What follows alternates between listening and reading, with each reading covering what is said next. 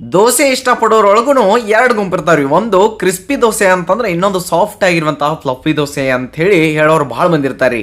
ನೀವು ರವೆ ದೋಸೆ ಇಷ್ಟಪಡ್ತಿದ್ರೆ ಅದ್ರೊಳಗು ಕ್ರಿಸ್ಪಿ ಆಗಬೇಕಂದ್ರೆ ಹಿಂಗೆ ಮಾಡಿ, ಏನು ಮಾಡಿರಿ, 1 ಕಪ್ ಅಷ್ಟು ಚಿರೋಟಿ ರವಾನ ನೀವು ತೊಗೊರಿ. ಅದಕ್ಕೆ ಒಂದು ಅರ್ಧ ಕಪ್ಪಷ್ಟು ನೀವೇನು ಮಾಡಿರಿ, ಅಕ್ಕಿ ಹಿಟ್ಟು, ಹಾಗೆ 1 ಟೇಬಲ್ ಸ್ಪೂನ್ ಅಷ್ಟು ಗೋಧಿ ಹಿಟ್ಟನ್ನು ಹಾಕಿ ಅದಕ್ಕೊಂದಿಟ್ಟು ಜೀರಿಗೆ, ಸಣ್ಣಗೆ ತುರಿದಿರುವಂತಹ ಶುಂಠಿ, ಆಮೇಲೆ ಕರಿಬೇವು, ಅದಾದ ನಂತರ ಒಂದು ಸ್ವಲ್ಪ ಹಸಿಮೆಣಸು, ಸ್ವಲ್ಪ ಬ್ಲ್ಯಾಕ್ ಪೆಪ್ಪರ್ ಅಂದ್ರೆ ಕಾಳು ಮೆಣಸಿನ ಪುಡಿ ಹಾಕಿರಿ.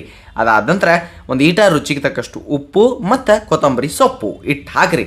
ಹಾಕಿ ಒಮ್ಮೆ ಹಂಗೆ ಮಿಕ್ಸ್ ಮಾಡಿದಾದ್ಮೇಲೆ ಒಂದು 4 ಕಪ್ ನೀರನ್ನು ಸೇರಿಸ್ರಿ.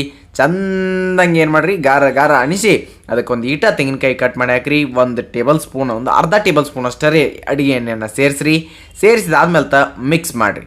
ಚೆನ್ನಾಗಿ ಮಿಕ್ಸ್ ಕೊಟ್ಟಾದ್ಮೇಲೆ ನೀರು ಬೇಕಾದ್ರೆ ಎಕ್ಸ್ಟ್ರಾ ಹಾಕಿ ಅಡ್ಜಸ್ಟ್ ಮಾಡ್ಕೊರಿ. ಆದ್ಮೇಲೆ ತವೆ ಚೆನ್ನಾಗಿ ನೀವು ಕಾಯಕ್ಕೆ ಇಡಬೇಕು. ಅದಕ್ಕೊಂದು ಇಟ್ಟು ಎಣ್ಣೆ ಹಚ್ಚಿ ಸಣ್ಣಗೆ ಕಟ್ ಮಾಡಿರುವಂಥ ಉಳ್ಳಾಗಡ್ಡಿ ಹಾಕಿ ಅದರ ಮೇಲೆ ಏನು ತೀಡೋದು ಏನು ಬೇಕಾಗಿಲ್ಲ, ಚಮಚೆ ಅಥವಾ ಒಂದು ಬಟ್ಲ ತೊಗೊಂಡು ಹಾಕಿರಿ. ಆಮೇಲೆ ಅದನ್ನು ಒಂದಿಟ್ಟು ಎಣ್ಣೆ ಅಥವಾ ತುಪ್ಪ ಹಾಕಿ ಚೆನ್ನಾಗಿ ಬೇಯಿಸಿ ತೆಗೆದ್ರಿ ಅಂತಂದ್ರೆ ಕ್ರಿಸ್ಪಿ ಆಗಿರುವಂತಹ ಭಾಳ ಮಸ್ತ್ ಆಗಿರುವಂತಹ ರವೆ ದೋಸೆ ಇನ್ಸ್ಟಂಟಾಗಿ ತಯಾರಾಕತಿ. ಟ್ರೈ ಮಾಡಿ ನೋಡಿರಿ.